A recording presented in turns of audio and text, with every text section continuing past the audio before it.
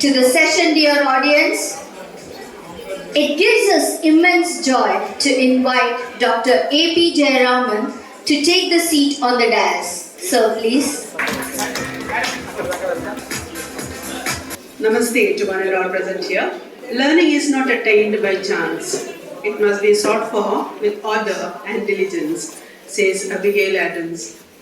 It is an absolute honor to introduce our esteemed guest of the day, Dr. A.P. Jayaraman, an eminent being in the fields of science and education, whose achievements speak volumes about his diligence.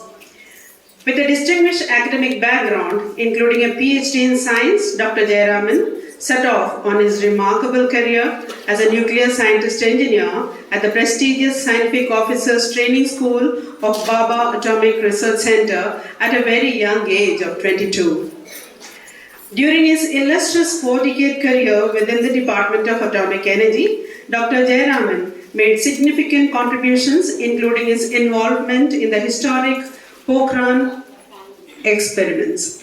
He had the privilege of collaborating with some of the greatest scientific minds, which includes legends such as Homi Bhabha, Vikram Sarabhai, APJ Abdul Kalam, and Anil Kakodkar.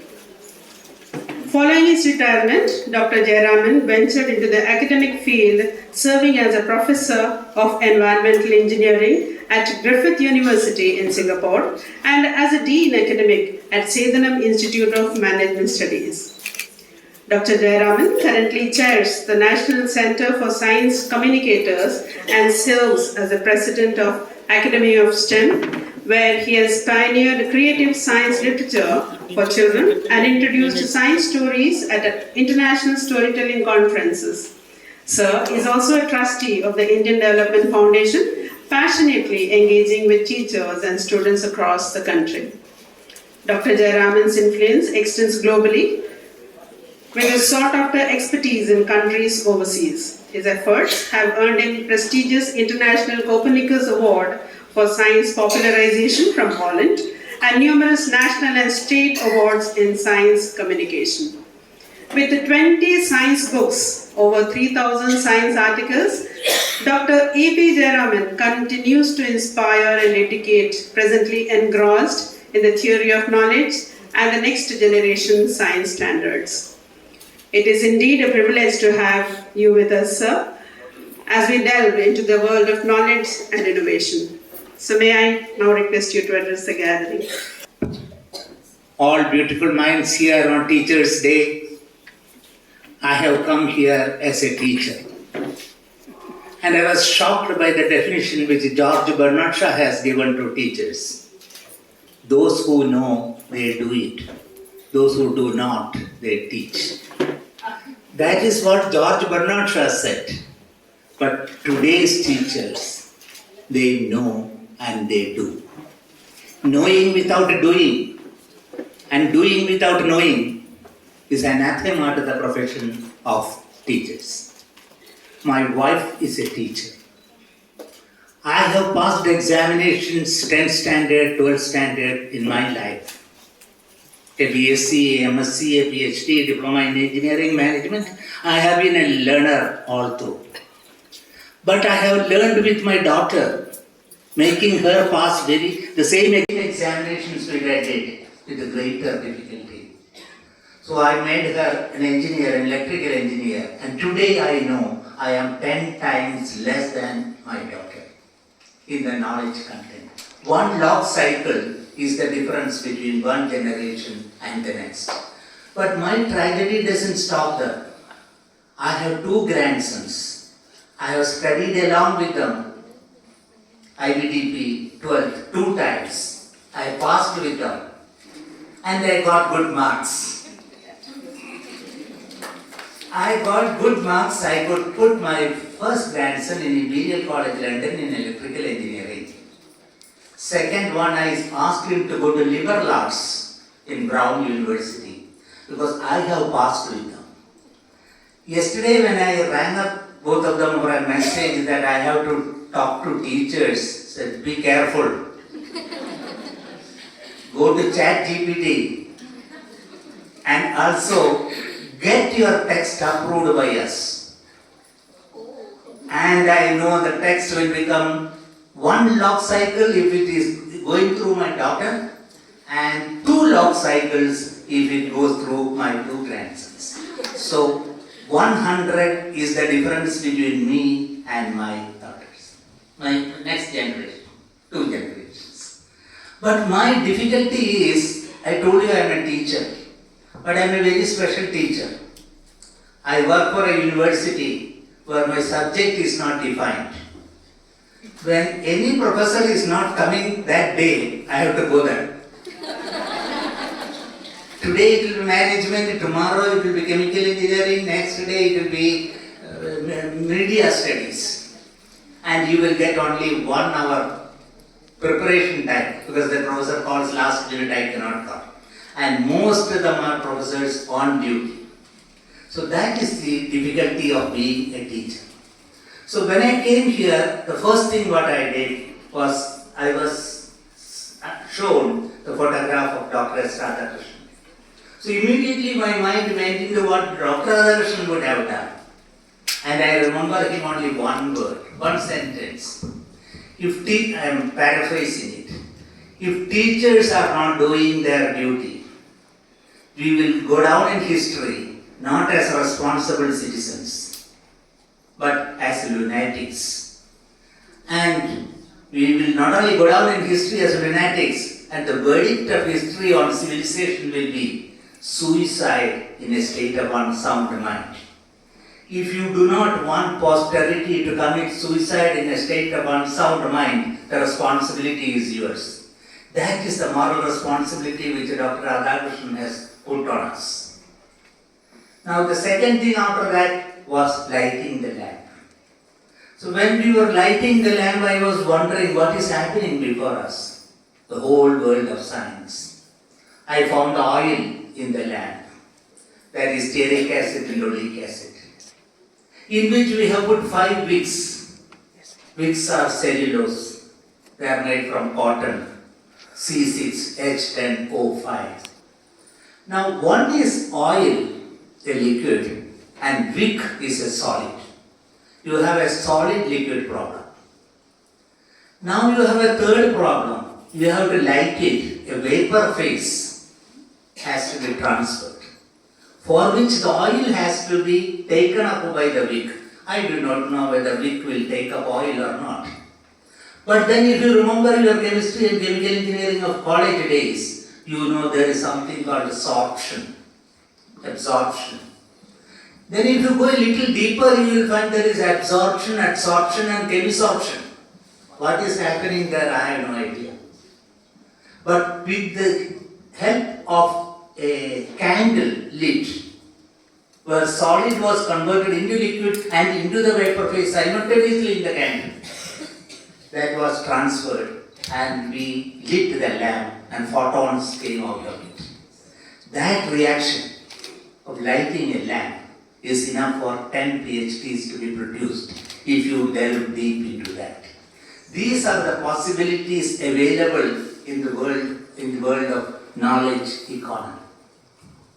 Having said that, today we all know that we have been products of knowledge and we are in a competitive world as teachers. The competition starts not from your colleagues, but it starts with the knowledge economy. With ChatGPT around, you can make a lecture as fast as you want. And today teachers have to stand on the shoulders of ChatGPT to be understood in the class. Students are familiar with that. So we have to be one step, one log cycle ahead of that.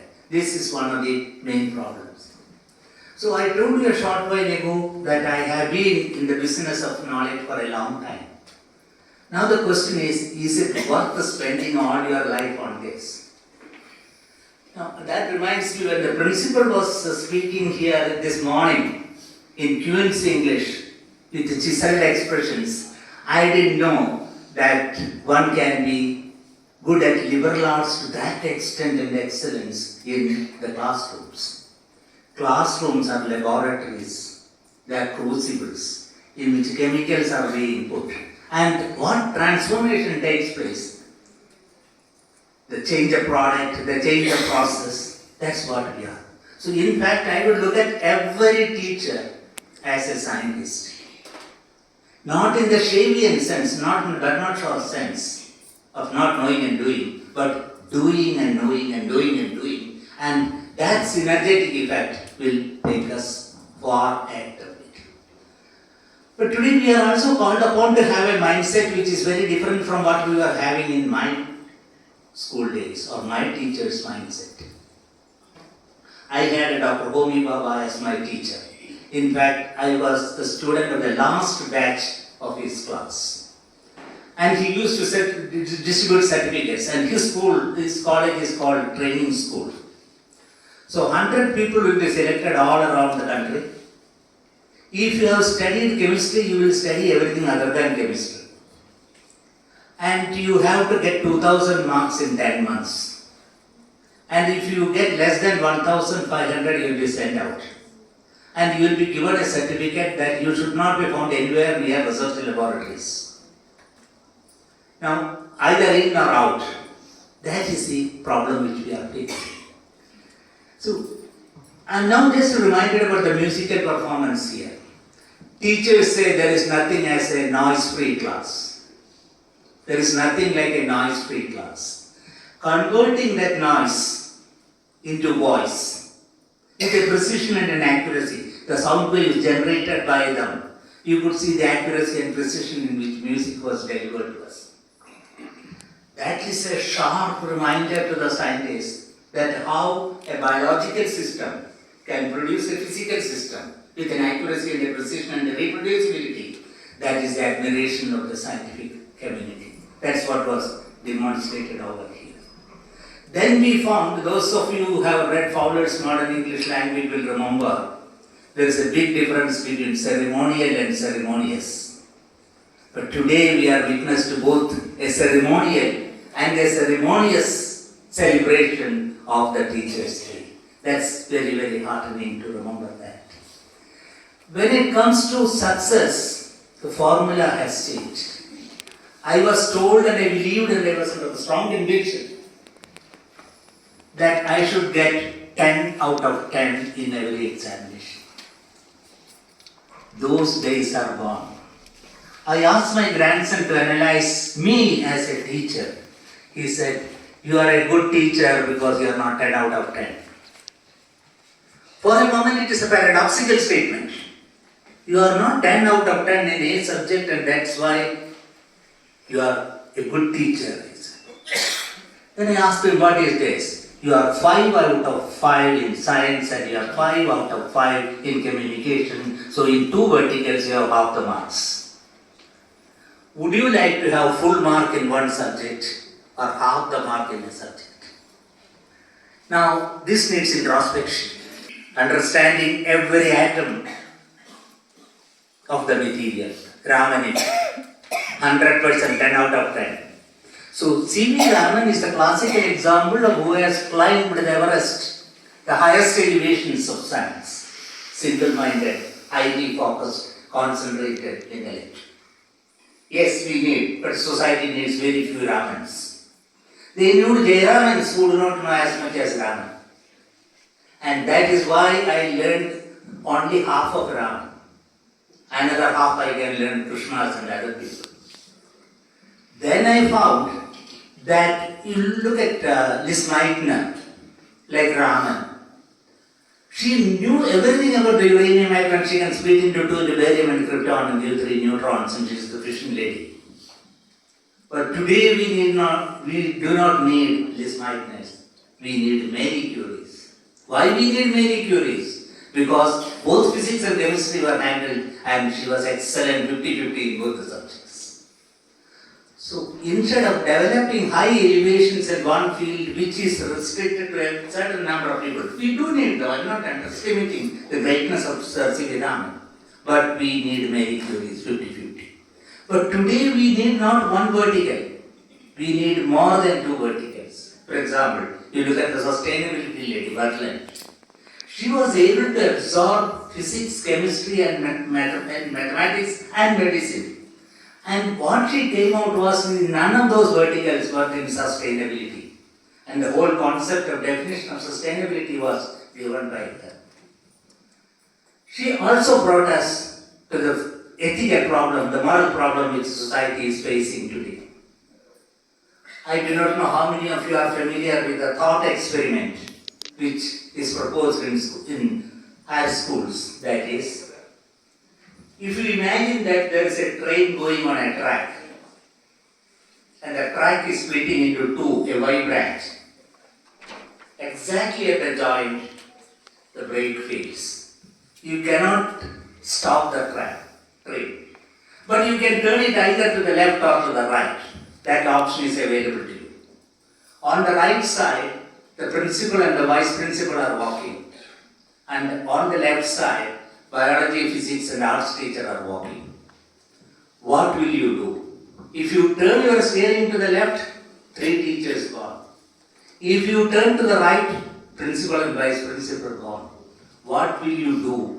What will you not do? Would you like to save the principal and vice principal, or would you like to save the physics, biology and arts teacher?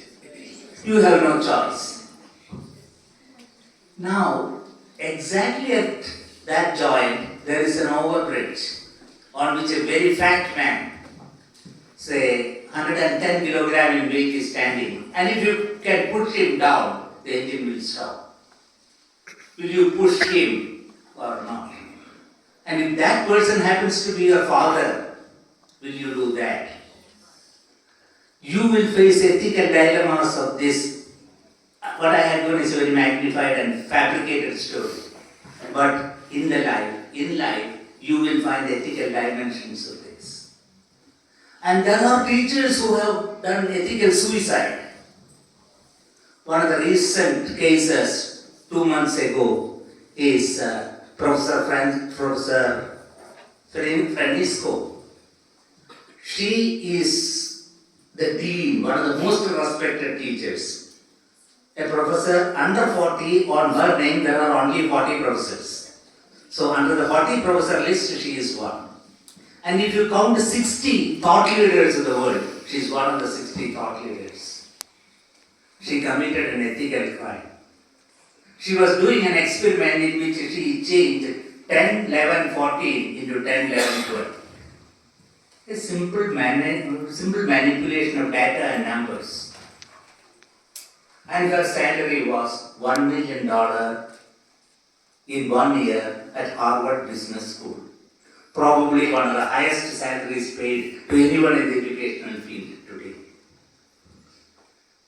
People looked at her work and they found out in 2012 she had published a paper in which she has changed this data 10, 11, 14 into 10, 12, 13 to get a pattern and a theory, and it was published.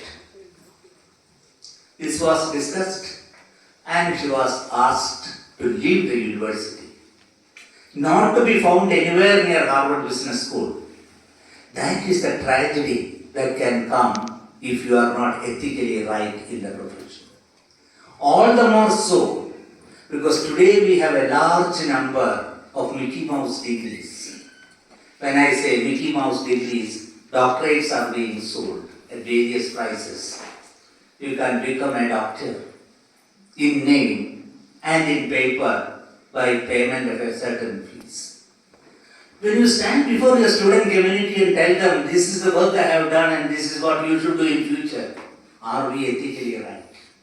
That's the question which all of us have to ask ourselves. Education demands a new ethical approach, and I am sure our teaching community will take care of this. We must also find that diversity, equity and inclusivity are very, very essential in the teaching profession. If you look at the current system of management, for example, the Singaporean system or the PISA International Student Assessment System, a 14-year-old child is capable of understanding things to a certain level. We are finding a conflict of the two cultures, the conflict of the left brain and the right brain, the aesthetics and the sciences. Now, if you are following a career in science, to what extent should you carry on forward? That's the question. So, current understanding is a child leaving 15 years or 17 years old should be able to have a baggage of science as intellectual capital. And that should be enough to have a prosperous career in medicine, aesthetics, or arts, or any other fine arts, economics, sociology, anthropology, and all that. That means education today is geared to give a higher concentration of science till the age of 17 and leaving them at that stage, allowing them to go into the other field. Most of the universities in India are becoming liberal arts universities. They are no longer going to be concentrated on the sterile field of science and technology and innovation and engineering. We give the students the best of STEM up to the age of 17. Coding starting at age 4.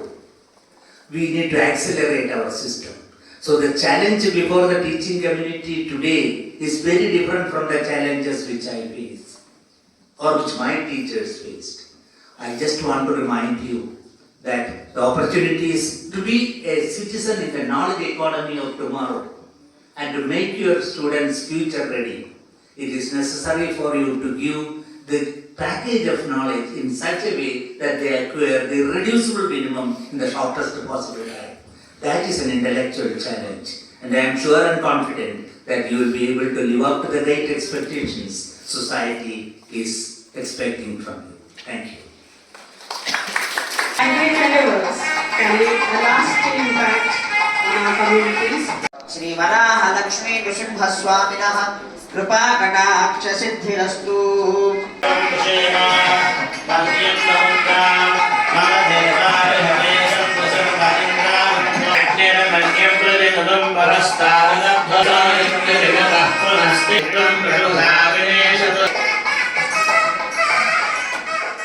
Jayaraman. I have been a scientist for 40 years and I have been a science communicator for about 55 years. My passion is to understand, to know, and to let others know. The Teachers' Day was celebrated at Sri Prakasha schools in the most befitting manner. It was both ceremonious and ceremonial. We began with the dance, and that graceful performance, the accompaniment of music, the measured precision with which it was delivered, it was a fantastic delight to a physics person. The young generation has taken so much interest. Not only interest, they were deeply embedded into it. And the exposition was fantastic, something to be proud of. The aesthetic talents they have so nurtured and cultivated over a period of time for today's exhibition is most commendable and most admirable. Coming to the another aesthetic side, the exposition of art. Now the value of art. In fact, today education is moving in the direction of liberal arts. So unless the human mind develops to an extent along with science, technology and innovation in the aesthetic field, with arts, music and the liberal arts, we will not be able to have a comprehensive society. So the right proportion of the right materials, the right quantity, in the right quality, that is where education starts.